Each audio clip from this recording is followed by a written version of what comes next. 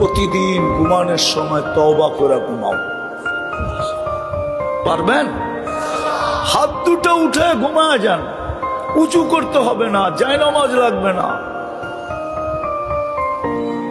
বিছনায় বৈশা খালি হাত দুটা উঠায় বলে দেন মনের থেকে, আল্লাহ মাপ চায় ঘুমাইতেছে। এতটুক বলেন, আল্লাহ আমি মাপ চাই।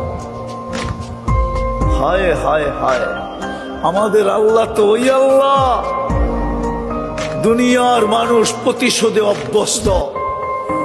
আসামিকে সারাদিন খুঁজতে থাকে, ঠিক না?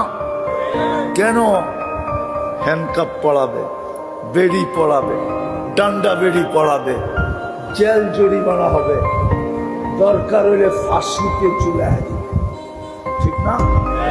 আর আমাদের আল্লাহ ডেলি রাত্রে ডাকতে থাকে মুজরিমদেরকে, আসামিদেরকে, ও দুনিয়ায় কে নিজেকে আসামি ভাবিস?